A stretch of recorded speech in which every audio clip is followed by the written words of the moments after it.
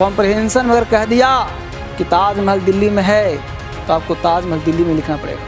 Expatriate lawyer, expatriate का मतलब होता है एग्जाइल, मतलब इंडिया से जाके बाहर में काम करे तो एग्जाइल हुआ ना, देश से बाहर।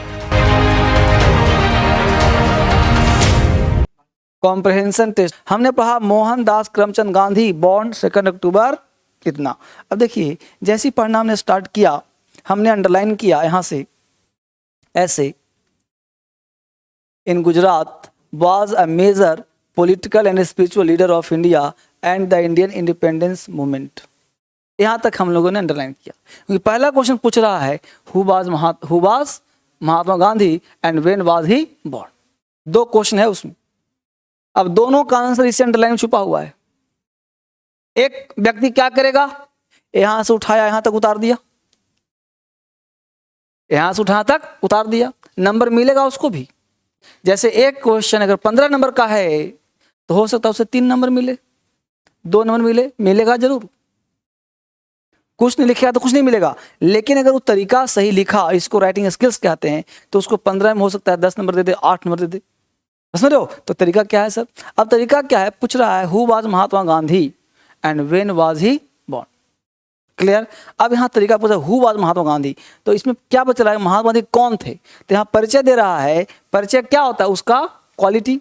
तो क्या लिखेंगे कि महात्मा गांधी वाज, यहाँ देखिए Mahatma Gandhi a major political and spiritual leader of Indian and the Indian independence movement. अब देखो हमने यहां से छुपाया, हमने जोड़ दिया महात्मा गांधी वाज, तो मिला आंसर। अब यहां से यहां तक उतारते तो पहले पूछा कौन, हम जवाब पहले किसका दे रहे हैं, कब जन्मा। अब पहले पूछ रहा है महात्मा गांधी कौन थे, यही दिमाग खुद से लगाना है।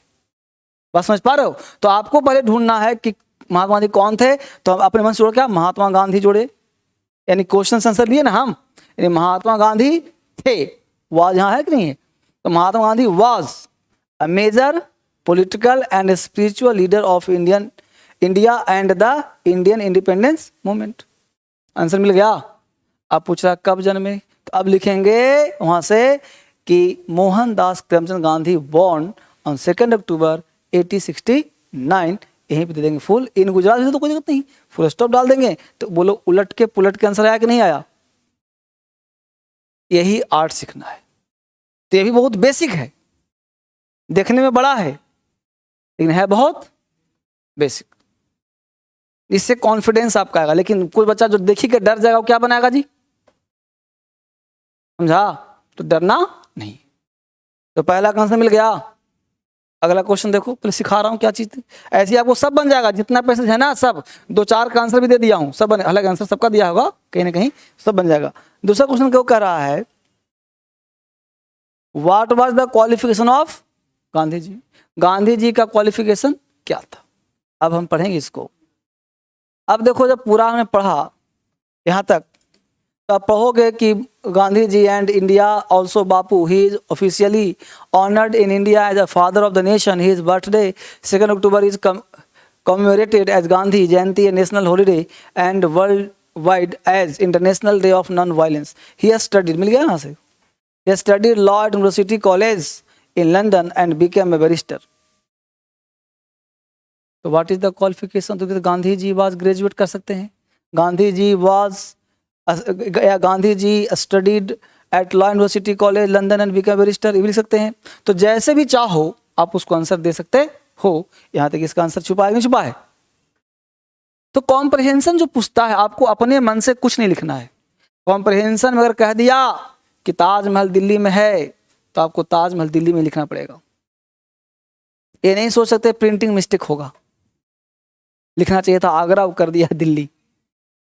वो कॉम्प्रहेंशन है, वो आपसे नॉलेज टेस्ट नहीं कर रहा है, वो कहा कि पैसेज में से आंसर ढूंढो, इसी को नॉलेज कहते हैं। अब जो पढ़ा लिखा इंसान नहीं रहेगा वो कैसे ढूंढेगा, समझदार नहीं हो कैसे ढूंढेगा आंसर।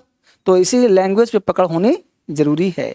जब आप पढ़ोगे तो लैंग्वेज आएगा, फिर लिखने का आर्ट पता चलेगा। इसके लिए टेंस वॉइस का ज्ञान होना जरूरी है।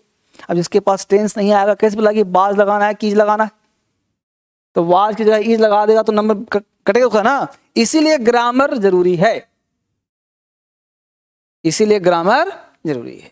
ग्रामर के बिना आप is am are was were has have had कहाँ लगाओगे? तो ये सब का ज्ञान होना बेहद जरूरी है। तो कॉम्प्रहेंशन जो है आपको सिखाता है कि आप राइटिंग स्किल्स में आप क्या करिए कि रीडिंग हैबिट डेवलप करिए। दूसरा पॉइंट सिखाता है कि आपके अंदर ग्रामर नॉलेज हो प्लस लिखने का तरीका पता हो। जैसे बीकेम लिखा तो पास्ट टेंस है कि नहीं, तो पहचानना जब तक नहीं आएगा बीकेम है कि बिकम है कि बिकमिंग क्या लिखना है तो कैसे वो चलेगा, है ना? Any problem from here?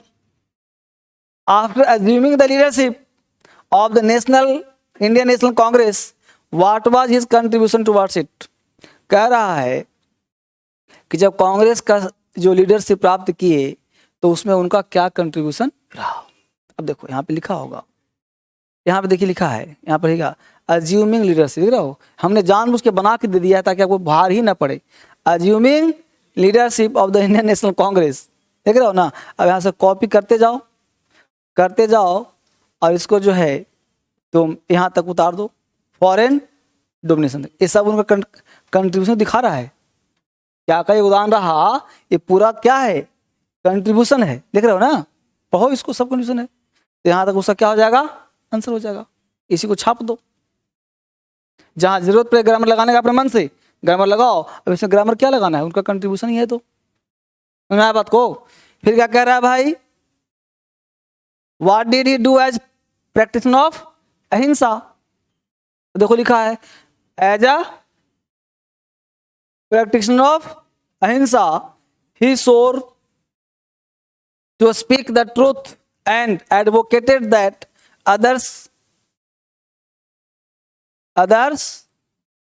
Do the same.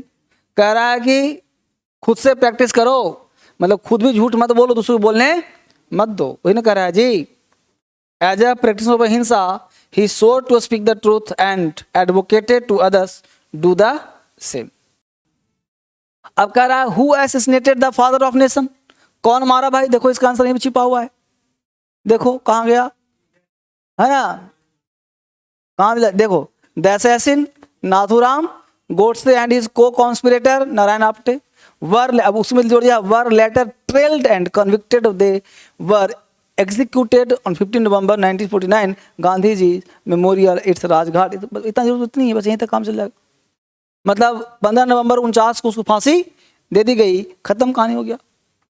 वो भी मारा, वो भी मरा, दोनों स्वर्ग, दोनों जाके ऊपर ले लेंगे आराम से, अपना आराम से ऊपर जाके फरियाएंगे कि बात करो, समझ में आया।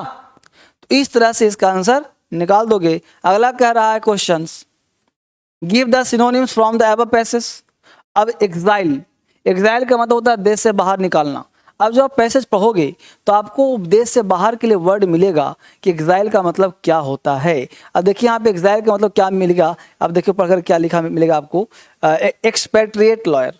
एक्सपेट्रिएट का मतलब होता है एग्जाइल। एक्सपेट्रिएट मतलब क्या होता है, बाहर। Expatriate lawyer in south Africa, मतलब इंडिया से जाके बाहर में काम करे तो एग्जाइल हुआ ना, देश से बाहर, उसी को बोलते हैं एक्सपेट्रिएट, ठीक है ना। इस तरह से हो गया। दूसरा क्या क्वेश्चन पूछ रहा है, किलर। लॉयर का हो जाएगा बैरिस्टर, लॉयर का बैरिस्टर। अरे आज लोग लॉयर बोलता है, एडवोकेट बोलता है, पहले बैरिस्टर बोलते थे। बैरिस्टर की पढ़ाई पढ़ रहा है तो समय के अनुसार वोकैबुलरी भी चेंज होता रहता है। आज की डेट में कोई बैरिस्टर बोलता है, कोई, सब बोलता है लॉयर हैं, सब बोलता होगा एडवोकेट हैं। बैरिस्टर को बोलते होगा, शायद कुछ लोग समझे भी ना कि बैरिस्टर क्या होता है ना। तो बैरिस्टर एडवोकेट को ही कहा जाता था। फिर कह रहा है किलर, किलर का हो जाएगा एसिसिनेटेड, असैसिन, ठीक है। डिसेंट का हो जाएगा मोडेस्ट, देखो लिखा है मोडेस्ट, है ना, दिखा कहीं मोडेस्ट, है ना। तो डिसेंट का मोडेस्ट, यही पढ़ना आपको, तो लिखा भी होगा इसमें, लिखा तो है सब। एक्साइल का, एक्सपेट्रिएट, किलर का, से सब आंसर दिया हुआ है। लॉयर का, बैरिस्टर, डिसेंट का, मोडेस्ट। देखो नेक्स्ट दिया है टेरेनी, देखो यहाँ पे, अब किताब से पढ़ा देता हूँ। अब टेरेनी का मतलब होता है पता है क्या, क्रूर शासक, आर्ट ऑफ रूलिंग, शासन करने के तरीके। जैसे अंग्रेज क्या था, टेरेनी करता था, मतलब क्या लिखा है, एन एक्शन और मेथड ऑफ रूलिंग, शासन करने के तरीके को हम लोग टेरेनी बोलते हैं। कॉन्विक्ट पता है वो दोषी अपराधी, है ना। न्यूगस मतलब ज्यादा संख्या में बड़ा, इम्पोज मतलब थोप देना जबरदस्ती,